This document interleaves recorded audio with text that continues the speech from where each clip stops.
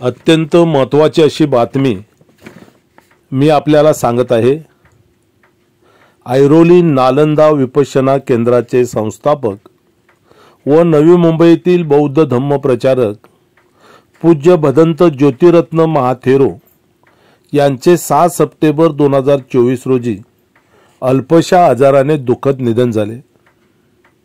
विशेष म्हणजे पूज्य भदंत ज्योतिरत्न महाथेरो यांचे पार्थिव 6 सप्टेंबर ते उद्या 22 सप्टेंबर 2024 म्हणजे सुमारे 17 दिवस ऐरोली येथील नालंदा विपश्यना केंद्रामध्ये अंतिम दर्शनासाठी विहारात ठेवण्यात आले आहे, अशी ही अत्यंत महत्त्वाची बातमी आहे।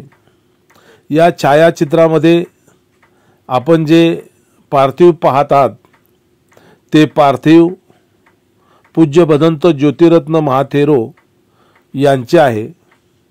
बौद्ध धम्मगुरूंचे सुमारे 17 दिवस शव अंत्यदर्शनासाठी ठेवणे ही महाराष्ट्रातली पहिली घटना आहे। आपण पाहताय 7 सप्टेंबर पासून या केंद्रामध्ये या बुद्ध विहारामध्ये प्रचंड अशी उपासक उपासिकांची आणि भिक्खू संघाची उपस्थिती आहे। ही घटना कळल्यानंतर आमदार विजयभाई गिरकर धम्मसेवक हे सुद्धा सातत्याने या बुद्ध विहारात येत असून पूज्य भंते आणि भिक्खू संघाला वंदन आणि अभिवादन करीत आहेत। उद्या 22 सप्टेंबर आहे। सुमारे 17 दिवसानंतर पूज्य भदंत ज्योतिरत्न महाथेरो यांच्यावर उद्या सायंकाळी त्यांच्या पार्थिवावर भिक्खू संघ आणि उपासक उपासिका यांच्या प्रमुख उपस्थितीमध्ये पूज्य भदंत ज्योतिरत्न महाथेरो यांच्यावर अंतिम संस्कार होणार आहेत। दरम्यान भदंत ज्योतिरत्न महाथेरो यांच्या निर्वाण कामना व परिकारसाठी ऐरोली येथे श्रद्धांजली सभेचे आयोजन करण्यात आले होते। धम्मसेवक म्हणून सुप्रसिद्ध असलेले आमदार विजयभाई गिरकर सायंकाळी उशिरापर्यंत उपस्थित होते। ते म्हणाले, नालंदा सामाजिक शैक्षणिक केंद्र व संगराज शिलालंकार बुद्धिस्ट ट्रस्टचे संस्थापक कालकथित भदंत ज्योतिरत्न महाथेरो यांच्या निर्वाण कामना व शांतीसाठी परिकार साठी ऐरोली येथील नालंदा बुद्ध विहार येथे भिक्खू संघाच्या उपस्थितीत श्रद्धांजली कार्यक्रमाचे आयोजन करण्यात आले होते।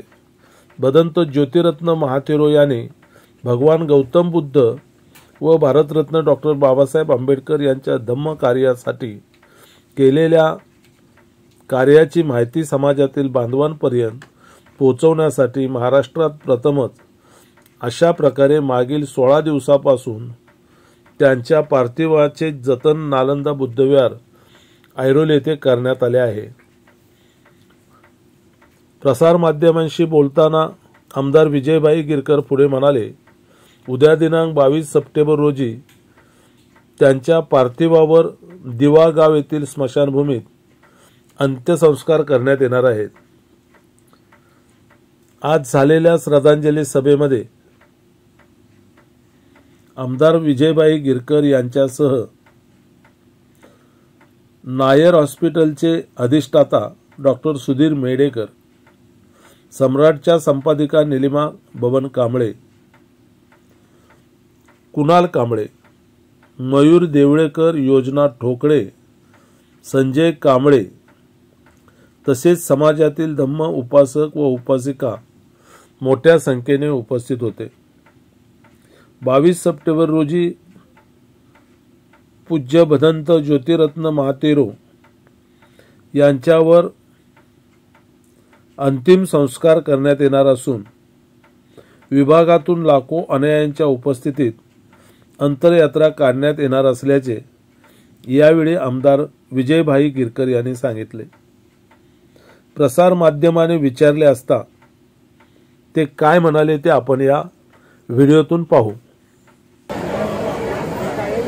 मी जे भाई गिरकर एक धम्मसेवक म्हणून या ठिकाणी आलेलो आहे। या नालंदा बुद्ध विहारामध्ये याने अनेक वर्ष हा नालंदा बुद्ध विहाराची निर्मिती केली। या ठिकाणी नालंदा उपासना केंद्राची निर्मिती केली आणि सर्व जे नवी मुंबईची ऐरोलीची जे बौद्ध उपासक उपासिका आहेत यांना प्रवचन करणं, त्यांना मार्गदर्शन करणं, भगवान बुद्धाचं तत्वज्ञान सगळीकडे नेणं, पोचवणं, अशा प्रकारचं काम ज्योतिरत्न म्हणते महाथेरोजी हे करत होते। ते खरं म्हणजे मूळ बंगालचे आहे, पण या ऐरोलीमध्ये येऊन ते या ठिकाणी जे बुद्धविहार केल्यानंतर इथे थांबले आणि त्या ठिकाणी ते सर्व विभागामध्ये प्रचार करत होते। गेल्या 6 महिन्यापासून ते आजारी होते। अगोदरच त्यांना कळलं होतं की ते डॉक्टर परोळेकर म्हणून आहेत, त्यांनी सांगितलं की तुमच्या ज्या लंग्स आहेत त्या तुमची फुफ्फुसं आहेत ते काम करणार नाही, तुम्हाला आता धावपळ करू नका, तर तुम्ही अनेक वर्ष जगा। परंतु त्या धम्मप्रचारामध्ये एवढे मग्न होते की त्यांनी अंतिम ज्यावेळी त्यांची वेळ आली तेव्हा कोकिळाबेन हॉस्पिटलमध्ये त्यांनी ॲडमिट केलं। 5-6 दिवसामध्ये त्यांनी 13.5 लाख रुपये बिल केलं, परंतु त्याची प्रकृती काही सुधारली नाही। नंतर आमच्या या ठिकाणच्या उपासिका उपासक भिक्खू संघाने ही देणगी रूपाने करून त्या कोकिळाबेनचं दिलो, त्या ठिकाणी पेड केलं। त्यानंतर नायर हॉस्पिटलमध्ये त्यांना भरती करण्यात आलं आणि जे नायर हॉस्पिटलचे डीन आहे सुधीर बेडेकर यांनी त्यांची सर्व ते डीन असल्यामुळे नायर हॉस्पिटलचे सर्व सुविधा व्यवस्था 6 महिने त्यांना त्या ठिकाणी ICUमध्ये होते। अनेक वरिष्ठ डॉक्टर आणून त्यांनी त्यांची तपासणी वगैरे केली आणि 6 महिन्यानंतर त्यांचा त्या ठिकाणी ते कालकथित झाले आणि कालकथित झाल्यावर जी महाराष्ट्रात पहिल्यांदा असं भिक्खू एका भिक्खूला 6 सप्टेंबरला त्यांचं मृत्यू झाला आणि आज हा त्याचा 16वा दिवस आहे। उद्या त्याचा अंतिम जो दहनाचा कार्यक्रम आहे तो बौद्ध पद्धतीने या ठिकाणी होणार आहे। या नालंदा बुद्ध विहारापासून एक भव्य मिरवणूक म्हणजे त्यांची अंतिम यात्रा या ठिकाणी रथ सजवून तो सर्व या भागामध्ये फिरून महाराष्ट्रातून देशातून एक 80 ते 100 बौद्ध भिक्खू या ठिकाणी उपस्थित राहणार आहे आणि इकडची महाराष्ट्रातली तमाम जनता त्यांना आदरांजली वाहण्यासाठी येणार आहे। संध्याकाळी 4 वाजता इथून ही त्यांची अंतिम यात्रा सुरुवात होईल आणि स्मशानामध्ये या स्मशानामध्ये त्यांचा त्या ठिकाणी दहनाचा कार्यक्रम होईल। परंतु आपल्याला सांगितलं आश्चर्य वाटेल, इकडला भिक्खू संघ आणि या आमच्या उपासिका उपासक हे जे त्याला मरण आलेलं आहे त्यांनी धम्मासाठी जे मरण पत्करलं, एवढे वर्ष आजारी असून त्यांनी कुठे दाखवलं नाही आणि म्हणून या ठिकाणून त्यांची अंत्ययात्रा पूर्ण सजावटीसह त्या ठिकाणी निघणार आहे। फटाके वाजवले जाणार आहेत, जी ते दहनभूमी आहे त्या ठिकाणी आरास केला जाईल सगळ्या प्रकारचा पुठा आणि आरास करून हे जे बंदेचे कलेवर आहे ते त्या ठिकाणी फटाक्यांमध्ये वाजत गाजत त्यावर घेऊन त्यांना त्या ठिकाणी धन दिलं जाईल। एक मिनिट हात दुखत आहेत, ठीक आहे।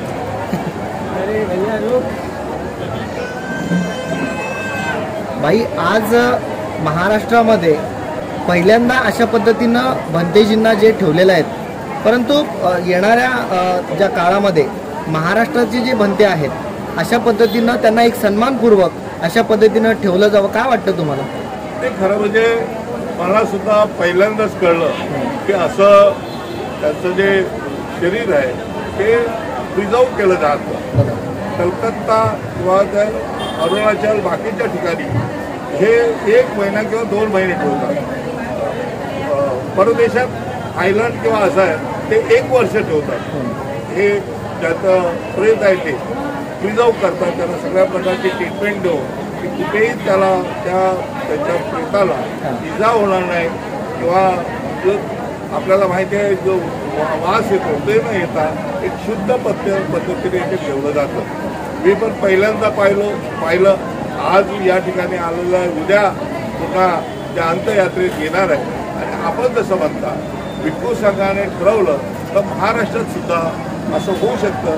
इकडलं नालंदा बुद्धविहार आहे, त्यांची समिती आहे, भिक्खू संघ आहे आणि उपासक आणि उपासिकेने हे गेल्या 16 दिवस सातत्याने इथे वंदना असेल, पंचशील पाठ असेल, आशीर्वचन असेल, हे भिक्खू संघातर्फे त्यांना केलं गेलं.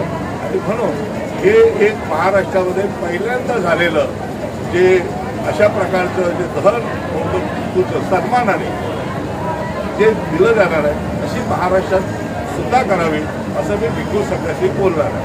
आज जे भिक्खू संघ म्हणजे ह्या महातेरो यांना 20-25 लाख रुपयाचा जे काही खर्च झालेला आहे, परंतु महाराष्ट्रामध्ये अशा अनेक भंतेजी आहेत ज्यांना उपचार आज मिळत नाही आहे. तर काय सांगणार आहेत बौद्ध उपासक आणि उपासिकांना? मी असं सांगेन की मी अगोदरपासून ठरवलं होतं की जे भंतेजी गाव खेड्यामध्ये राहतात त्यांची राहण्याची व्यवस्था नसते, त्यांची भोजनाची व्यवस्था नसते, आजारी पडले तर त्या ठिकाणी कुठल्याही प्रकारची त्यांना मदत केली जाते. जसे नालंदा बुद्धविहारातले या ज्या महिला उपासिका आणि पुरुष हे जसं जागृत आहे तसं कुठे नाही. म्हणून मी ठरवलं या सगळ्या भिक्खूंचं एक 5 लाखाचं जो नरेंद्र मोदीने विमा उतरवला आहे तर प्रत्येकाला 5 लाखाचं कार्ड द्यावं. त्याची 6-6 महिन्याने चेकिंग करावी. जर मोठा आजार असेल तर त्यांना ॲडमिट करावं, छोटा असेल तर ते औषध त्यांना द्यावं. म्हणून मी नायरचे जे डीन आहेत सुधीर मेडकर त्यांच्याशी माझं बोलणं झालं आहे की मुंबई महानगरपालिकेमध्ये कुठेही त्यांना जर सेवा घ्यायची असेल, औषधोपचार करून घ्यायचा असेल तो मोफत दिला जाईल. आणि त्यासाठी भिक्खू संघाबरोबर बोलणी करणार आहे आणि तसा एखादा ट्रस्ट करते त्याची आपण व्यवस्था करू.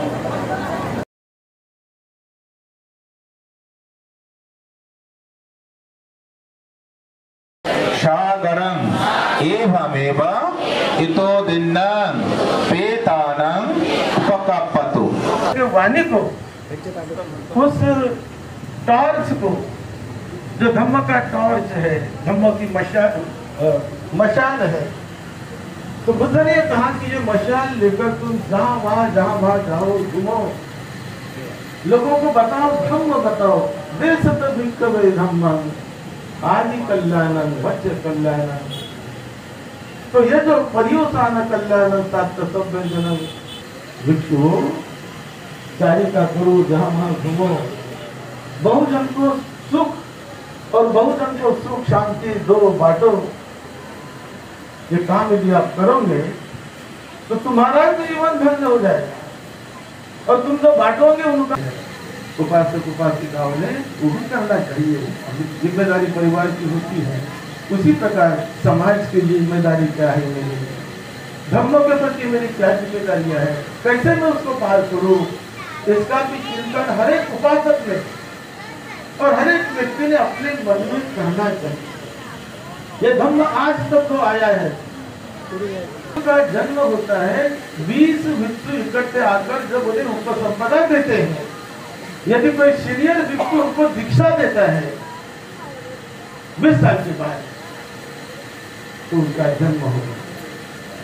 बैठ गया, बैठने की कोई हमारी शक्ति नहीं है. बुद्ध के साथ हम कैसे बैठ सकते हैं? बुद्ध ने कितने महान कितने बड़े, लेकिन तथागत बुद्ध ने भिक्षु बनाकर अपने कतार में बिठा दिया कि तुम भी मेरे साथ बैठो. तुम भी जैसे मैं करता हूं, मैंने जो पाया है वर्तमान जीवन में, मेरे देह में मैंने जो पाया है, अनंत सुख को मैंने पाया, अनंत अर्हत को मैंने पाया, सम्यक संबुद्ध मैं हूँ. तुम्हारे में भी हर एक व्यक्ति में, हर एक स्त्री पुरुष में, हर एक माता भगिनी के हृदय में, चित्त में वो धम्म का बीज है कि तुम भी यदि उस बीज को पनपने का प्रयास करते हो, खत पानी देने का प्रयास करते हो, तो तुम भी ये जीवन को धन्य कर सकते हो. तुम भी फल को पा सकते हो.